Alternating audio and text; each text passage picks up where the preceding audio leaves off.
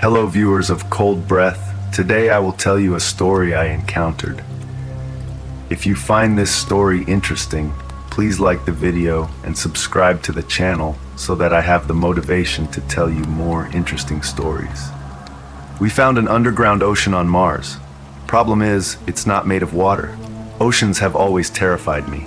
Just the feeling of open water, not knowing how far below you something could be lurking in the depths, waiting to devour me with no rhyme or reason as to why, just the primal urge to feed. Figured getting away from Earth would solve that fear, especially considering Mars was mostly desert as far as the eyes could see. Bet you didn't know there's a whole terraforming colony up there already, did you? Yup, ever since the 90s, when we sent the first small crew up, the world's governments have been steadily supplying scientists, builders, and equipment to Outpost Genesis.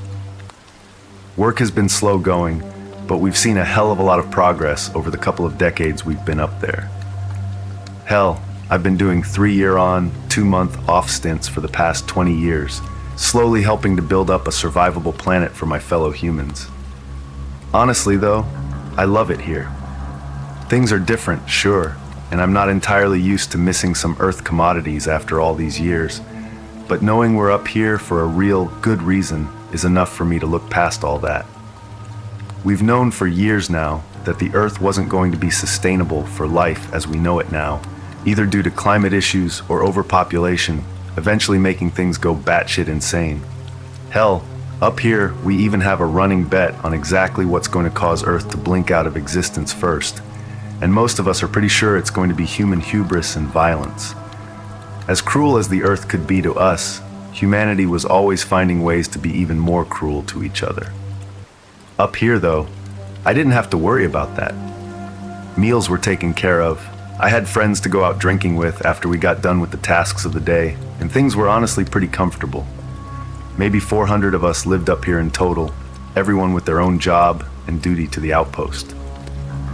I do geographic surveys, picking out the best spots on the planet for new outposts, resource stations, things like that.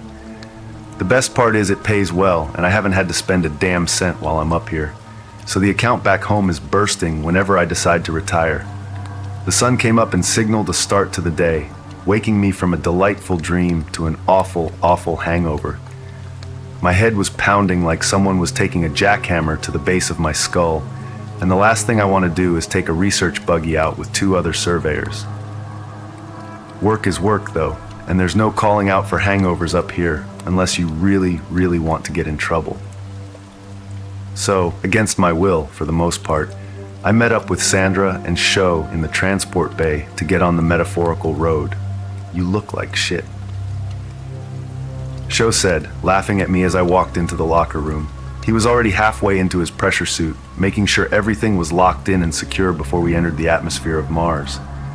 What time did you end up tapping out? Probably around 1. You? I asked, finding my way to the nearby sink so I could cold water on my face. It hit like a brick wall, waking me up much more. I was out of there by 11. Had my drinks, did my rounds, and my ass was in bed before midnight. He retorted, "Is Teller here yet?" Sandra said, busting into the locker room, already suited up, a huge pack of supplies in her arms. Through the door into the transport garage, I could see our home for the day, one of the mobile survey labs that were scattered throughout the outpost.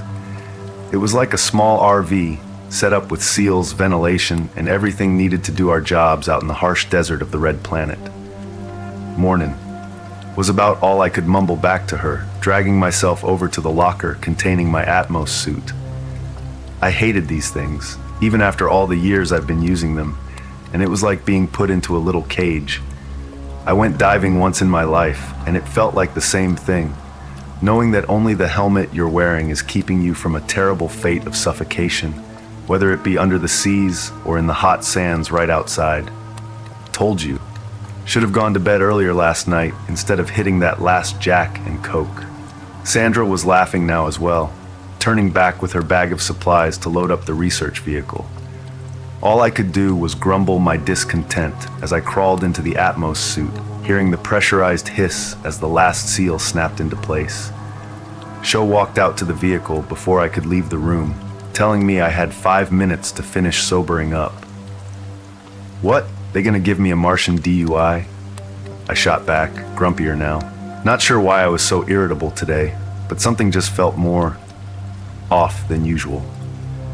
It took a few minutes, but we all finally loaded into the survey RV, making our way west toward the newest survey site. We had a lot of luck in the past few weeks discovering areas that could possibly support life, with the right push of course, and things were looking pretty bright for the first time in years up here.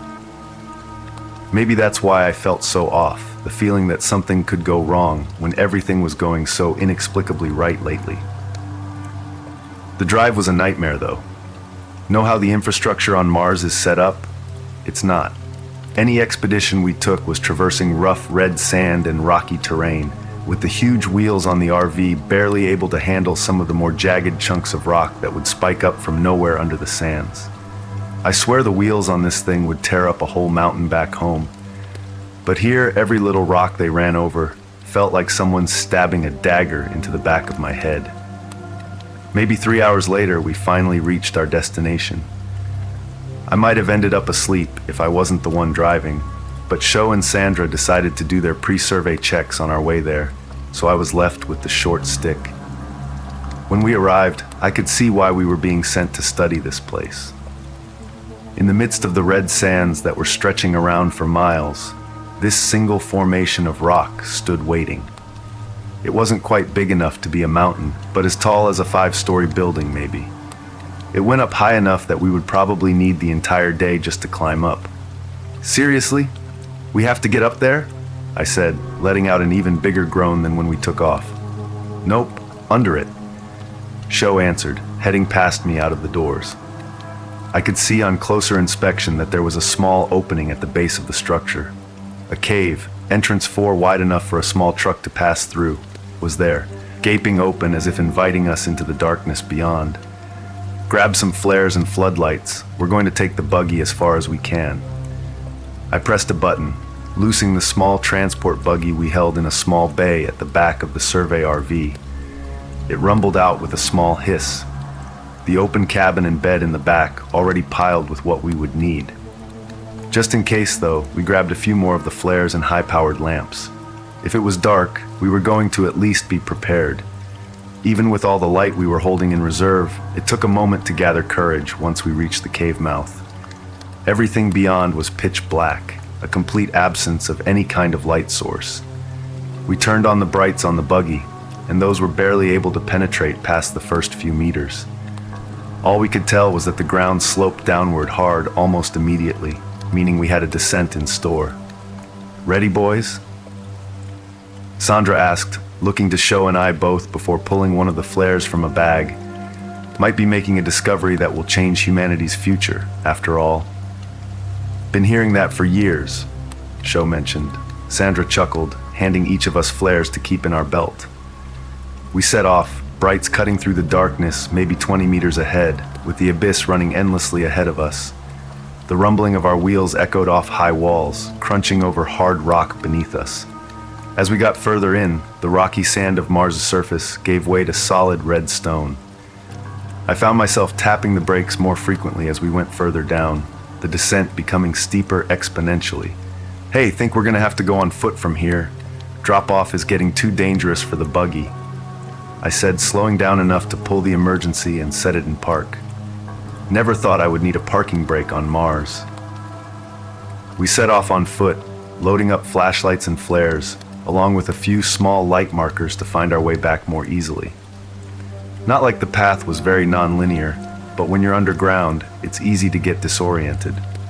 Our boots echoed loudly as we walked across the smooth red rock, shining like a beautiful granite below us. It was so much more brilliant than the dull rock on the surface, almost mesmerizing in the swirling patterns set deep into the stone.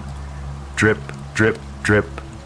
All 3 of us stopped at the same time, the sound setting off billions of alarms in our minds that all pointed to that life-changing discovery, water on fucking Mars. We all looked at each other, not even daring to believe we were the ones to find something like this. We've been theorizing about this for decades, maybe centuries, but to be the ones that actually find it, we would be fucking gods back on Earth. No way, Sandra whispered. We're gonna be loaded. Sho was giggling already. Don't get your hopes up just yet. Our luck, it's fucking oil or something, I mentioned. Oh, so you Americans will be up here in no time. Sho laughed louder. We all kept moving forward, scanning the walls with bright flashlights, hoping to find the source of the drip. It took minutes of walking, the drip echoing louder through every step we took. Hey, it's in our Constitution. We're allowed, I retorted. Life, liberty, and the pursuit of that sweet, sweet oil money.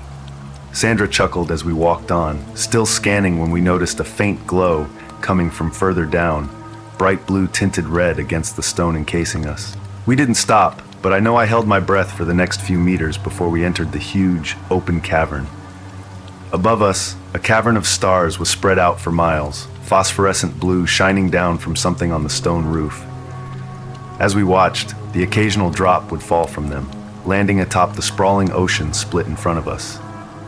The light reflected a deep red on the liquid surface below. A solid, shining pathway of rock divided the sea in front of us, glowing bright with the same bioluminescence. I pulled out a test tube from one of my belt compartments, moving to the edge of the liquid substance to take a sample. "Don't just stick your hand in," Sandra shouted. "I'm not an idiot," I mentioned, removing a small pair of tongs from another pocket. Gripping the tube tight enough to keep hold but loose enough not to shatter it, I made sure to go slow, dipping it down into the strange, subterranean ocean. It took more force than I expected, the substance being much more viscous than expected. When I pulled the tube back up, it was dripping from the outside, slowly joining the echo of whatever was falling from the ceiling. I capped it, shaking it off before bagging and wrapping it to protect the sample. After it was safely sealed up, I shined my flashlight on it to get a clearer look. It was a deep crimson, thick, and it looked like something was swirling around in it. Possible organisms in it. God, getting this under a microscope, we found something big, y'all. "Should we go ahead further?" Sho asked, walking to where the small pathway narrowed in, leading deep through the ocean cavern, a split in the Red Sea. He was shining his flashlight down the way, trying to see into the deep black punctuated by blue, glowing stars. There was no end in sight to the cavern, and the ceiling was so high the light's beam wouldn't even reach it, leaving the glowing stars above to their own devices. "Not yet. I want to come down here more prepared first," Sandra said, standing to put away a sample of the phosphorescent material. "Looks like a type of spore, but we need to have more light, some flotation devices for safety. Getting this back to the folks at base is going to be huge." "All right, so what, mark it and head back to the rig? Or should we hit the gas back to base ASAP?" I asked, stepping away from the edge. There was something about it that was making me feel odd. The discovery was something to be proud of, and I was happy about it, but there was this nagging sense, that feeling that I shouldn't be here, that nobody should be here, ever. Actually, I vote for hitting the base as fast as we can. I don't know about you guys, but I'm getting the creeps. "Same here," Sho replied. We packed it in, turning to leave. We were so focused on the sea in front of us that we didn't even think to look back at where the entrance, now noticing the walls around the small cavern opening. Dozens of etchings were in the cavern wall, stitched together in a bizarre series of shapes and drawings, making no comprehensible pattern from our perspective.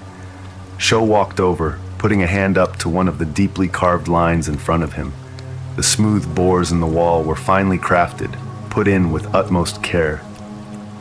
"So that doesn't happen naturally," I stammered out, approaching another section of the wall. Everything was immaculate.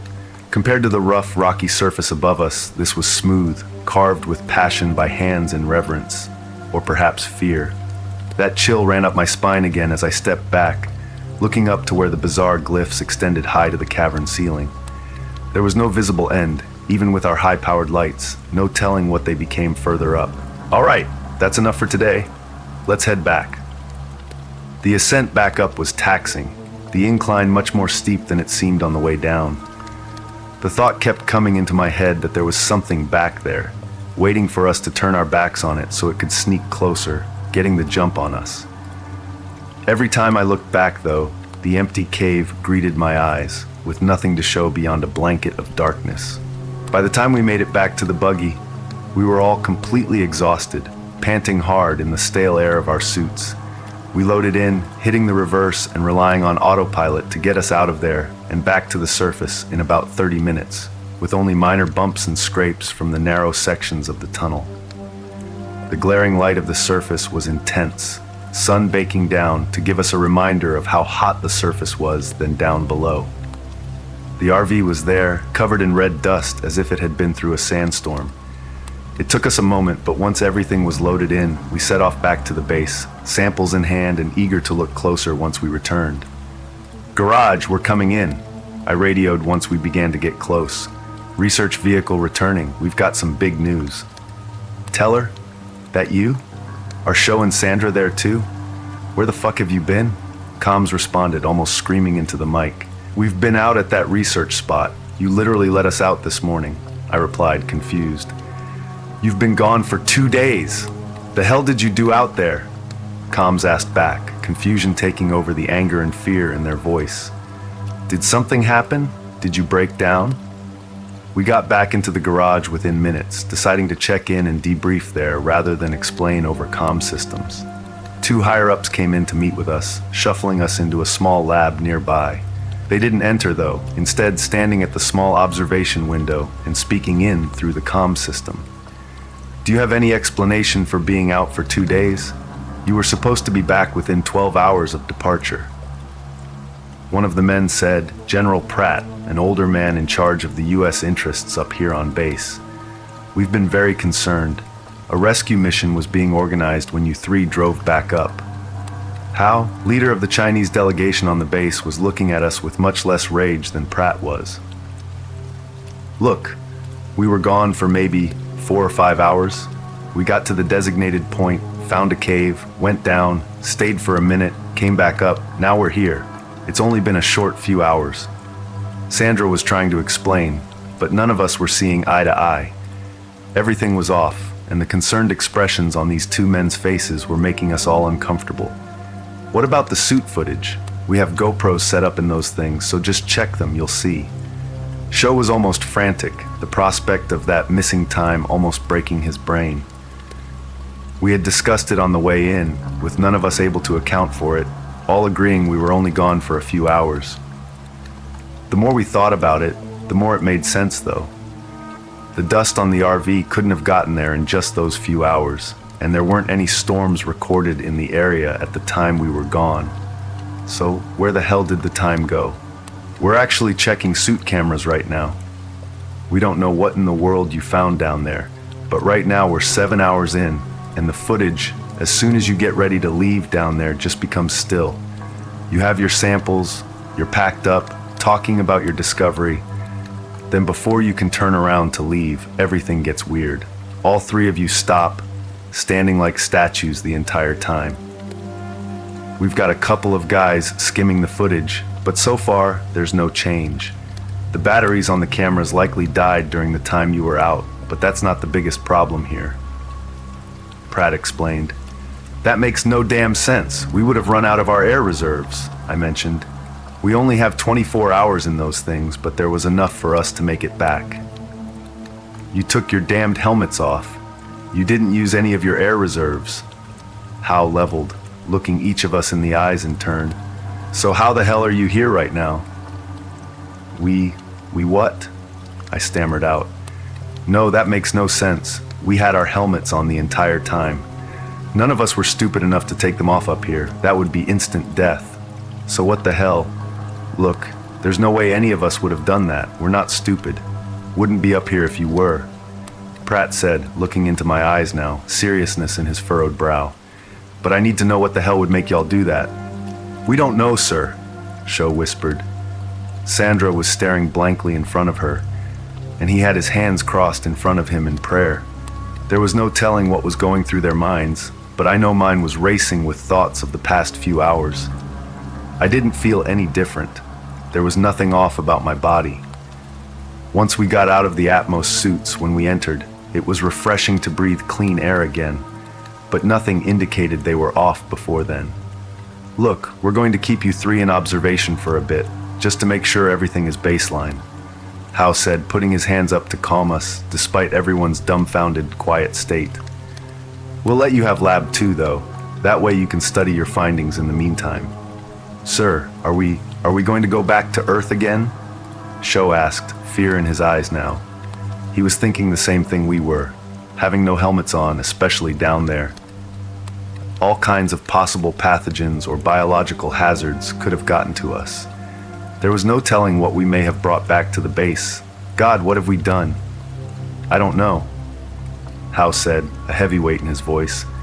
I do know that your discovery will lead to immense advancements for humanity, though, and you will be a part of history, no matter what. That's not promising, I muttered, looking at the lab around me. Where are my samples? They'll be brought in momentarily. We're cataloging items right now to be sure, Pratt said, nodding over to a small exchange door on the lab wall. Once it's ready, they'll put it through there. Throw some whiskey in there too, if you can. If I'm trapped here, at least let me drink, I mentioned, hoping for the best. Pratt just nodded, so I'm taking it as a good sign. The two officers walked away then, leaving us to ponder our own mortality for the foreseeable future. I tried to sit in one of the chairs in the corner, but something was making me stay up, only letting me pace nervously as we awaited the samples for study. Sandra was only staring ahead at the wall, while Sho was muttering to himself constantly, going over ways in his head to find out what may be wrong with us, or if there was some way to test. We were in a lab, so not like there weren't resources around, but with the addled state our brains are in, there's no thinking straight like that. Maybe an hour, maybe 2. Finally, a bin was pushed through the exchange drawer, our sample vials inside along with a few other items from the RV. Underneath, a bottle of Jack nestled in for all of us to split. I practically dove for it, desperate to see what we had found, what was keeping us in here, and for a drink. Look, I'm well aware at this point I probably have a problem. Least of my worries now, though. Taking a swig straight from the bottle, then offering it to the others who both shook their heads, I was ready to face whatever we were up against. One of the samples went into a test to see exactly what the hell it was, and I took a small drop, putting it right on a slide and barely getting it in place before pressing my eye to the scope. No fucking way, I said, focusing in on the scope dials to get a more clear look at what was below. Small red cells formed and slipped around each other in the fluid. Sandra, Sho, I need you to look at this. What is it? Sho asked, coming forward. Sandra didn't respond for a moment, having to shake herself out of a stupor as I tapped her on the shoulder. Look and tell me what you think, I said, making room in front of the microscope for him. He put his eyes to the viewer, adjusting for a moment before gasping, stepping back, and almost stumbling into one of the counters. Sandra stepped up to look and had the same response, falling to the ground and scrambling backward. Is that blood? Sho was holding his stomach, a dry heaving starting to work its way up to escape his mouth. Can't blame him, considering that was my first thought as well when seeing the red cells pulsating and moving past each other. Why is it moving? I don't know. I really don't know. I have some testing to see if it really is blood. There's something else in there too, though. Did you see it? I asked, adjusting the slide toward another direction. Look again. Sho peered back into the scope, gasping as he saw the same thing I did only moments ago. A small, dark organism moving its way through the red cells and eating them. I don't know if that's what it was actually doing, but just it touching the red cells made it begin to shrink, decaying to nothing before it moved on to another. Could that be in us? He asked, looking from me to Sandra. I noticed now his eyes were bloodshot, a dark red against pale skin. It creeps me out, but I'm chalking it up to lack of sleep. Hell, I probably looked no better. The machine nearby dinged, telling me the first vial's component testing was done. Paper began feeding from the computer nearby, the results of the machine's work. I hesitated, swallowing the lump in my throat before grabbing the paper, ripping it off and closing my eyes as I brought it to my face. You have to look. Have to.